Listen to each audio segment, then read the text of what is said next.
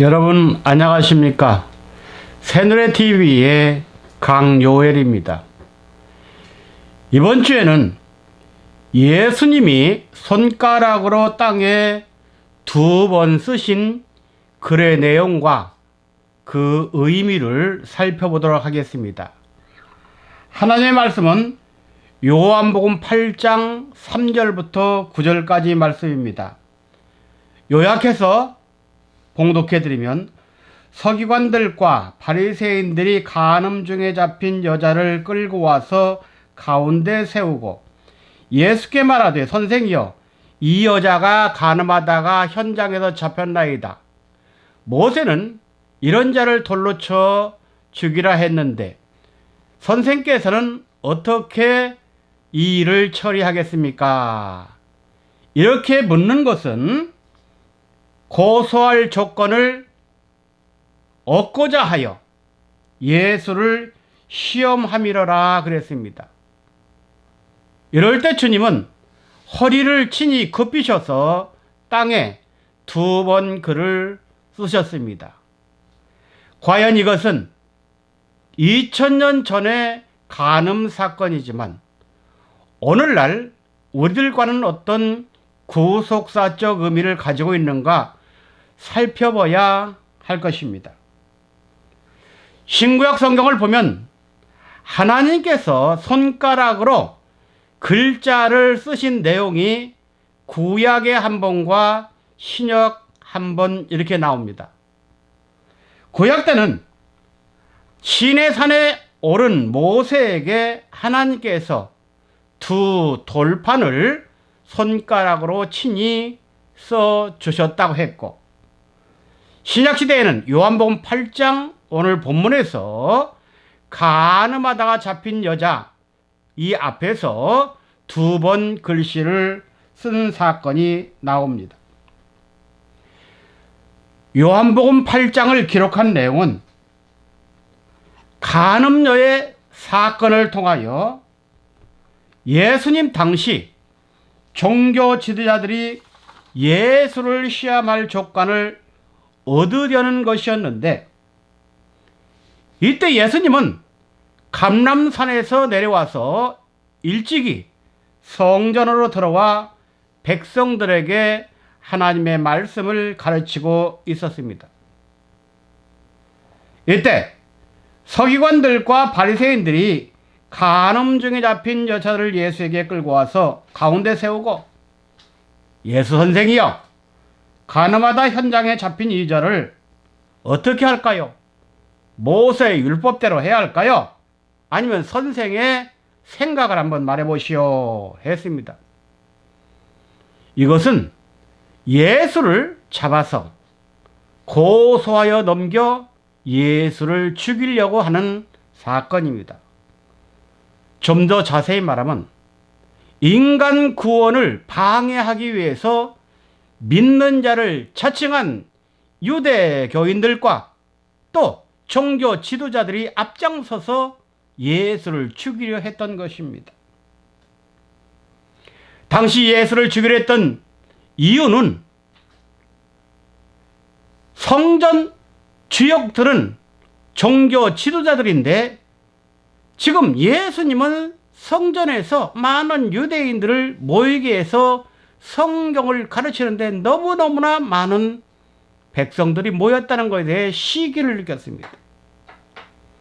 두 번째는 백성들이 예수님을 중심으로 모이니까 성전에 헌금이 거치지 않았습니다.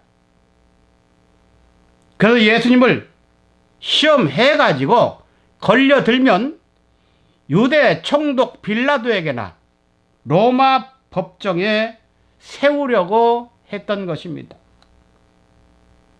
예수님은 하나님으로서의 만왕의 왕, 즉 하늘의 왕입니다.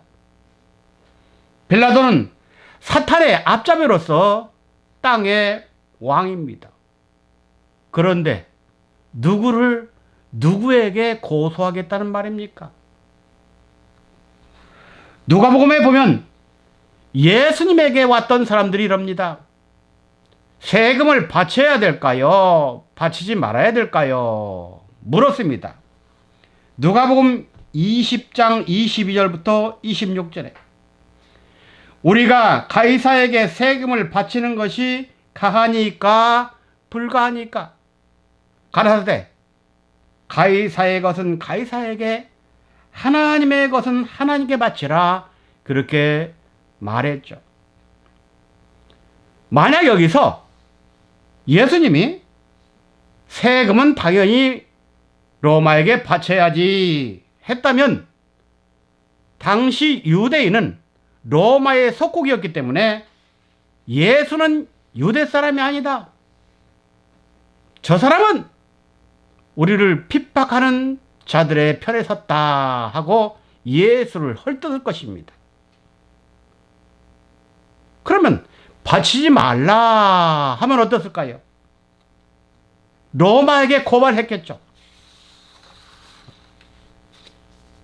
분명히 예수님은 가이사의 것은 가이사에게 하나님의 것은 하나님께 바치라는 말씀을 듣고도 사탄의 영을 받은 당시 유대인들, 오늘날로 말하면 종교인들은 예수가 세금을 바치지 말라 그랬다고 거짓말을 지어냈습니다. 누가복음 22장 1절과 2절 무리가 다 일어나 예수를 빌라도에게 끌고 가서 고소하여 가로되 우리가 이 사람을 보매 우리 백성을 미혹하고 가이사에게 세 바치는 것을 금하며 자칭 왕 그리스도라 하더이다. 이게 현실적인 인간들이고 종교인들입니다.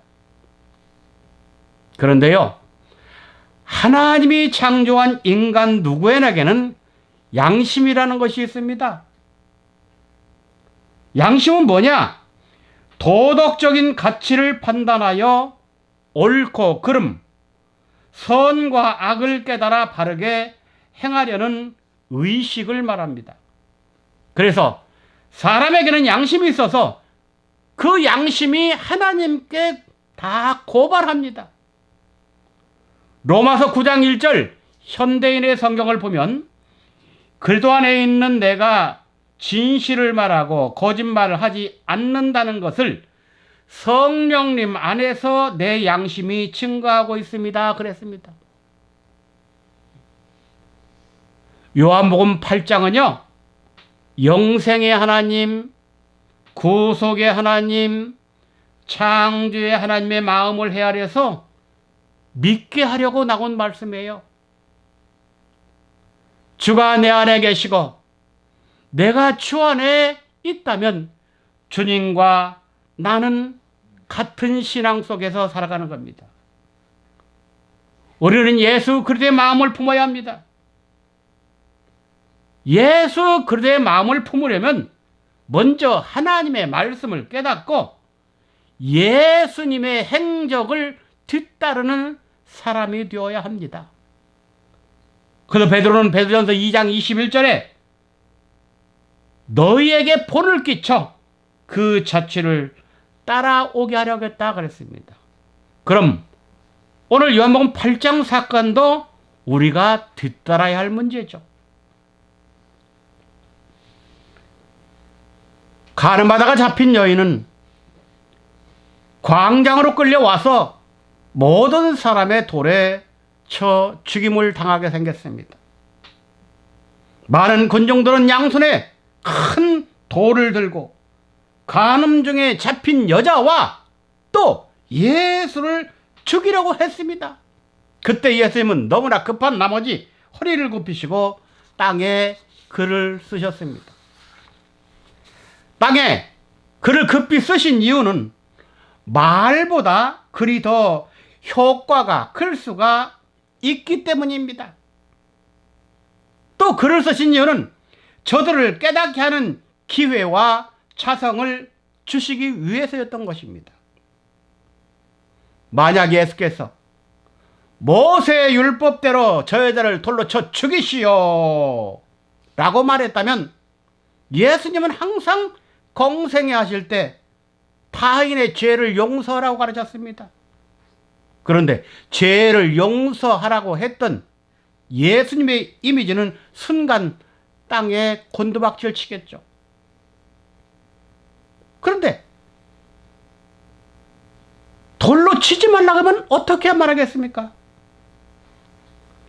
저 사람은 스스로 모세 율법을 어기는 자가 된다. 성경에 위배되는 자니 이단이다 하겠죠. 이렇게 종교 지도자들과 그들을 따르는 무리들은 예수님을 진퇴양난의 상태로 빠뜨리기를 원했던 것입니다. 이런 급박한 상태에서 예수님은 땅에다가 도대체 어떤 글을 쓰셨을까요? 어떤 목사님은 이것을 설교하셨는데 그럽니다. 성경에 어떤 말이 썼다고 없는데 우리가 어떻게 알아요? 안다고 하는 사람이 이단이에요. 그럽니다. 그러나 성경은 뭡니까? 지식의 하나님, 지혜의 하나님입니다. 우리가 신구약 성경을 지식으로 안다면 그걸 지혜로 밝혀낼 수도 있다는 말입니다. 어떻게? 성령님의 조명을 받아서. 그럼 예수님께서 첫 번째 쓰신 글이 무엇일까요? 예수님은 종교 지도자들과 유대인들에게 모세의 율법을 먼저 기억나게 했을 것입니다. 그래서 레위기 20장과 신명기 22장의 법조문을 땅에 썼을 것입니다. 레위기 20장은 반드시 죽여야 하는 죄에 대한 법을 기록했습니다. 레위기 20장 10절 누구든지 나무 아내와 간음하는 자 곧 그 이웃의 아내와 간음하는 자는 그 간부와 음부를 반드시 죽일지니라. 죽여라 그 말이에요. 신명기 22장은 순결을 지켜야 하는 법입니다. 신명기 22장 22절 남자가 유부녀와 통간함을 보거든 그 통간한 남자와 그 여자를 둘 다 죽여 이스라엘 중에 악을 제할지니라. 순결을 지켜야 된다는 얘기죠. 예수님께서 이 법조항을 기록하면서 그들에게 읽어보라고 했어요. 그러니까 그들은 여보셔 우리도 다 읽어보고 다 아는 거야. 그러면서 예수님에게만 계속 다구쳐서 계속적으로 질문합니다. 어떻게 할 것이야 당신은? 요한복음 8장 7절에 저희가 묻기를 맞이 아니하는지라. 여기서 묻기를 맞이 아니한지라 이 원어는 뭐냐면 계속 다구쳐서 물었다는 거예요. 성경 글자는 자기들도 안다는 거죠. 그래서 예수님이 두 번째 다시 허리를 굽혀서 손가락으로 글을 쓰셨습니다. 너희들은 성경을 가르치고 해석하는 서기관이요 율법의 교사들인데 어떻게 스스로 법을 어기느냐? 우리가 언제 어겼다는 말이요? 그렇게 나왔죠 그들은. 예수님은 말씀했습니다. 모세의 법에는 간음한 남자와 여자를 같이 데려와야 하는데 너희는 남자는 빼돌리고 여자만 데리고 와서 돌로 치라는 것은 편파적으로 법을 적용하는 줄 아니냐? 그래서 요한복음 8장 7절에서 가라사대 너희 중에 죄 없는 자가 먼저 돌로 치라 그 말씀을 하시고 나서 두 번째 쓰신 거예요. 그렇잖아요. 분명히 레위기서나 신명기서는 남자 여자 둘 다 죽이라 그랬어요. 그런데 이 종교 지도자들과 유대인들은 예수와 여자를 죽이기 위해서 함정을 판 것이죠. 가라사대 너희 중에 죄 없는 자가 먼저 돌로 치라. 지금 세상 보세요. 악한 자가 더 큰 소리 치고 더 강합니다. 그러나 그들은 반드시 꺾어집니다. 무엇으로? 하나님의 말씀으로. 요한복음 8장 8절 9절 다시 몸을 굽히사 손가락으로 땅에 서시니 저희가 이 말씀을 듣고 양심의 가책을 받아 어른부터 시작하여 젊은이까지 하나씩 다 떠나고 오직 예수와 그 가운데 있는 섰는 여자만 남았더라. 이들은요, 하나님이 창조한 양심의 가책을 받아서 아무도 돌로 예수와 여자를 칠 수가 없었습니다. 자, 그렇다면 우리는 여기서 창조주이신 하나님 예수 앞에 누가 남았습니까? 현장에서 가늠하다 잡힌 여자만 남았죠. 이건 뭡니까? 결론으로 마지막 구원받을 자는 가늠한 여자밖에 없다는 말입니다. 성도 여러분, 예수님 십자가 좌우편에 강도들이 있습니다. 성도 여러분, 우리는 가늠한 여자가 낳은 자식들입니다. 하나님이 창조했지만 사단과 영적 간음에서 나온 자들이 우리들입니다. 그런 자들을 찾아오신 분이 예수님입니다. 디모데전서 4장 4절, 하나님의 지으신 모든 것이 다 선함에 그랬습니다. 그러므로 양심은 하나님이 지은 것이기 때문에 선에 속합니다. 아무리 악한 자라도 마지막 심판 때는 그 양심이 하나님께 고발하게 되어 있습니다. 로마서 2장 15절, 이런 이들은 그 양심이 증거가 되어 그랬습니다. 하나님의 말씀은 살았습니다. 운동력 있습니다. 살았고 운동력이 있기 때문에 내 영과 혼과 몸, 골수까지도 다 살피시고 잘못된 것을 수술해 주시는 것입니다. 그러므로 나의 죄악과 나의 문제를 주님의 말씀에 맡길 때에 그 말씀으로 이루어 주시는 것입니다.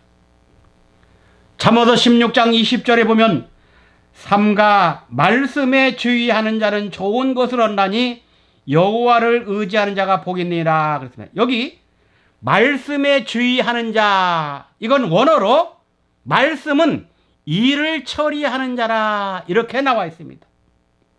여러분들, 우리의 죄와 우리의 사망, 우리의 모든 문제를 여호와께 맡기라겠습니다. 여기서 여호와는 언약으로 약속하신 하나님을 말합니다. 신구약 성경 언약의 말씀에 우리를 전폭적으로 맡기십시오. 그러면 그분께서 직접 내 일을 처리해 주시는 것입니다. 하나님은 영이십니다. 이 영이신 하나님이 내 몸을 그릇으로 좀 삼겠다는 거예요. 여기서 그릇이란 말은 성경적, 기독교적 용어로 성전입니다. 우리들은 이를 부르면서 아무개야, 네 몸 좀 내가 성전으로 사용하자.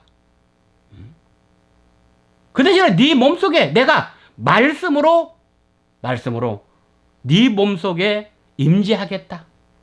영으로 임재하겠다, 그겁니다. 예수님은 신랑으로서의 말씀이십니다. 성도는 신부로서의 성전인 몸입니다. 예수라는 영과 나라고 하는 몸이 하나로 연합되기를 원하십니다. 에베소 5장 31절부터 32절, 이러므로 사람이 부모를 떠나 그 아내와 합하여 둘이 한 육체가 될지니 이 비밀이 크도다. 내가 그리스도와 교회에 대하여 말하노라. 그리스도는 교회의 주인, 교회는 내 몸을 말합니다.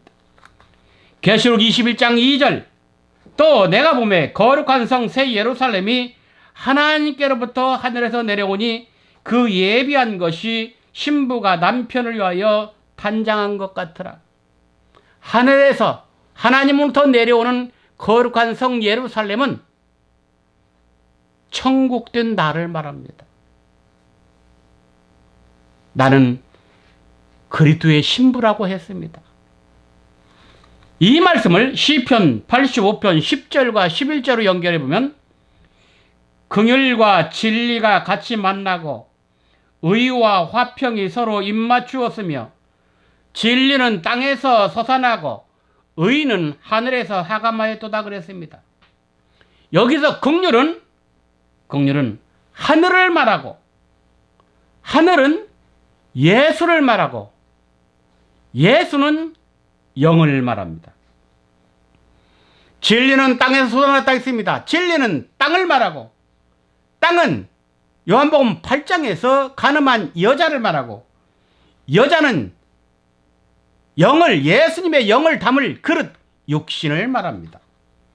그러므로 요한복음 8장 말씀 가늠한 여자 사건은 예수라는 하늘과 가늠한 여자라는 땅과의 만남을 말합니다. 바로 영과 육의 연합입니다. 이것을 에베소 1장 10절에서는 하늘에 있는 것이나 땅에 있는 것이 다 그리스도 안에서 통일되게 하렴이라, 하나 되게 하렴이라 그랬습니다. 그래서 예수님의 죽은 육체를 살려줬던 아버지 영이 예수를 살려준 것처럼 우리도 마지막 때 내 몸속에 그 아버지 영이 함께하면 우리 죽을 몸도 죽지 않고 변화된다고 했습니다. 로마서 8장 11절 예수를 죽은 자 가운데서 살리신 이의 영이 너희 안에 거하시면 그래도 예수를 죽은 자 가운데서 살리신 이가 너희 안에 거하시는 그의 영으로 말미암아 너희 죽을 몸도 살리시리라. 아멘입니다. 자, 구약은 하나님의 손가락이 두 돌비를 써서 모세에게 줬습니다. 이 두 돌비는 아담과 하와를 상징합니다. 거기에 기록된 십계명은 아담과 하와가 에덴 동산에서 잘못한 사건을 10가지로 나열한 겁니다. 요한복음 8장 신약성경은 예수님의 손가락이 2번 썼습니다. 땅에 2번, 돌비가 2개인 것처럼. 이것은 예수님과 간음령과의 만남을 말합니다. 구약에서 타락의 세계를 율법으로 알렸다면 신약에서는 메시아를 통해서 회복하는 장면을 우리에게 갖춰준 말입니다. 사랑하는 여러분들, 아버지의 영과 여러분의 육체가 서로 만나시기를 주님의 이름으로 부탁함을 드립니다. 감사합니다.